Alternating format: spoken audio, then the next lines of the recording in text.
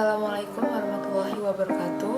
Perkenalkan, nama saya Siti Fatimah Salamah. Saya dari Prodi Pendidikan Agama Islam. Di sini saya ingin mempresentasikan hasil implementasi atau pengamatan pembelajaran dalam mata pelajaran PAI di sekolah atau di madrasah. Jadi simak terus.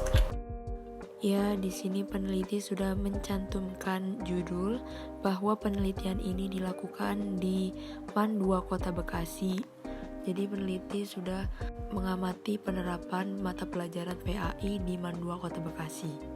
Di sini sudah tercantum identitas peneliti, yaitu nama Siti Fatimah Salamah, Prodi Pendidikan Agama Islam, kelas reguler A1 dengan NPM 41182911210037. Lalu di sini ada objek penelitian. Lokasi penelitian yaitu di MAN 2 Kota Bekasi yang berada di Jalan Bojong Asih 5, RT 7, RW 17, Bojong Rawalumbu, Kecamatan Mustika Jaya, Kota Bekasi, Jawa Barat. Penelitian ini dilaksanakan pada hari Rabu, tanggal 26 Juli 2023 di jam 10 waktu Indonesia Barat. Penelitian ini menggunakan cara observasi, yaitu dengan mengamati secara langsung. Metode observasi ini berfungsi untuk mengetahui bagaimana penerapan mata pelajaran PAI di sekolah atau di madrasah. Peneliti mengamati beberapa kelas yang sedang melakukan proses pembelajaran dalam mata pelajaran PAI. Selain observasi, peneliti juga menggunakan metode wawancara dengan salah satu guru PAI setempat dan salah satu siswa MAN 2 Kota Bekasi. Lalu peneliti mengumpulkan beberapa foto yang dilampirkan untuk dokumentasi. Selanjutnya ada hasil penelitian. Peneliti mewawancarai salah satu guru mata pelajaran PAI, yaitu Bapak Dadang Supriyatna SPDI, guru mata pelajaran SKI atau Sejarah Kebudayaan Islam. Di sini, peneliti mewawancarai tentang proses pembelajaran saat di kelas, dan di samping adalah salah satu dokumen foto bersama guru tersebut. Hasil isi wawancaranya, Pak Dadang mengajar seminggu 24 jam, jadi dibagi menjadi 4 hari, yaitu hari Senin sampai Kamis. Kurikulum yang digunakan pada madrasah tersebut yaitu kelas 10 sama kelas 11-nya itu memakai kurikulum Merdeka, sedangkan kelas 12-nya masih memakai kurikulum 2013. Lalu di sini ada bahan ajarnya. Bahan ajar yang digunakan adalah LKS dan buku paket.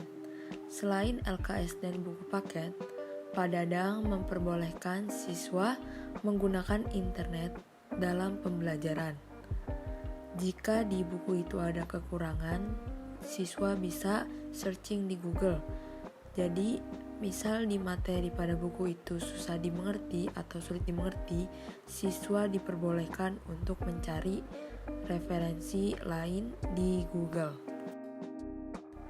Kritik tentang bahan ajar dari Pak Dadang mengatakan kebanyakan buku paket hanya yang ada di perpustakaan sekolah saja, jadi tidak secara langsung sekolah menyediakan buku paket yang harus dibeli oleh siswa, tetapi sesuai dengan yang ada di perpustakaan saja.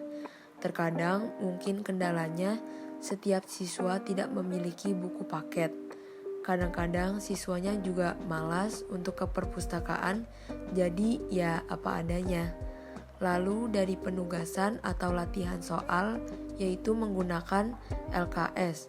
Tetapi di LKS tidak secara mendetail seperti yang ada di buku paket, karena LKS hanya catatan-catatan referensi yang biasa saja. Metode yang digunakan saat pembelajaran, Pak Dadang sering menggunakan metode berdiskusi. Untuk metode ceramahnya Pak Dadang kurang, karena beliau lemah di tenggorokannya, jadi tidak kuat untuk lama-lama berbicara.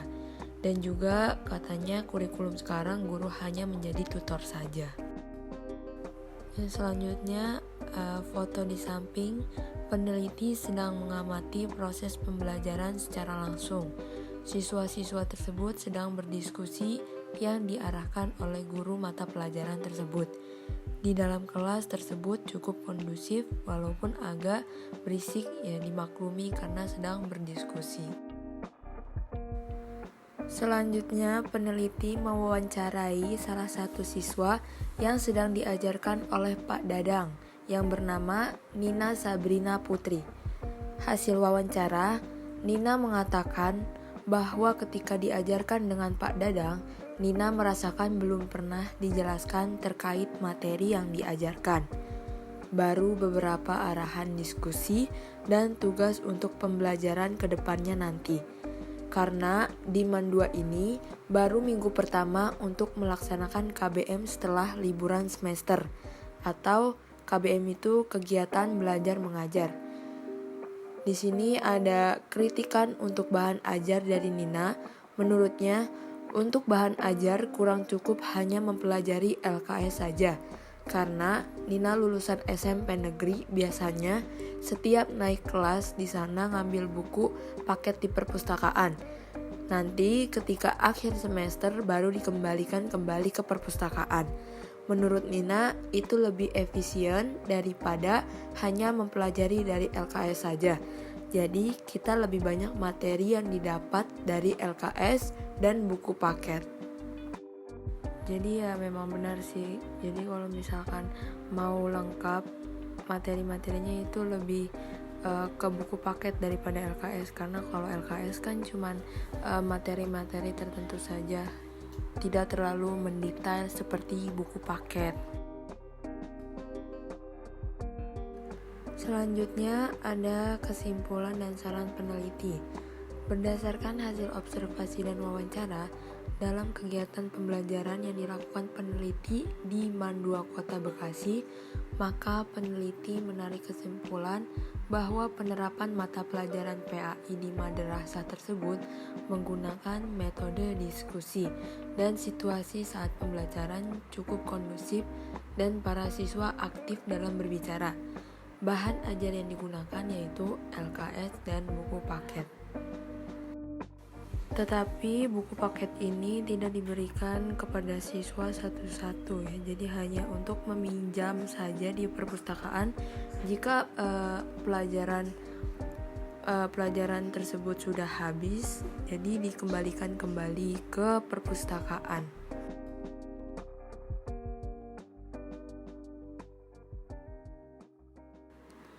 Lalu di sini ada saran dari peneliti. Berdasarkan kesimpulan, maka peneliti mengemukakan beberapa saran.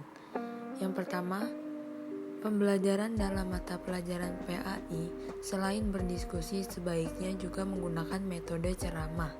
Karena kalau tidak dijelaskan, terkadang siswa sulit mengerti, apalagi sekarang siswa harus bisa belajar sendiri.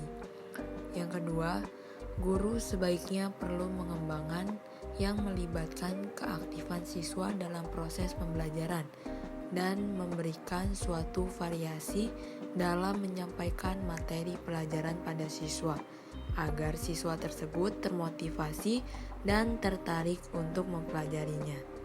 Yang terakhir, yang ketiga, dan untuk bahan ajar juga sebaiknya siswa diberikan referensi dari guru sesuai materi yang sedang dipelajari.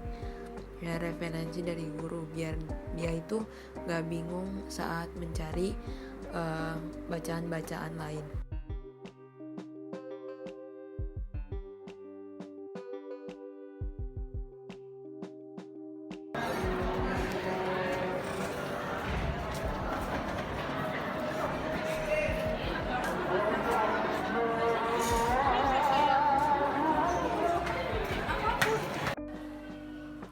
Ya, mungkin segitu aja dari saya. Kurang lebihnya mohon maaf. Wabillahi taufiq wal hidayah. Wassalamualaikum warahmatullahi wabarakatuh.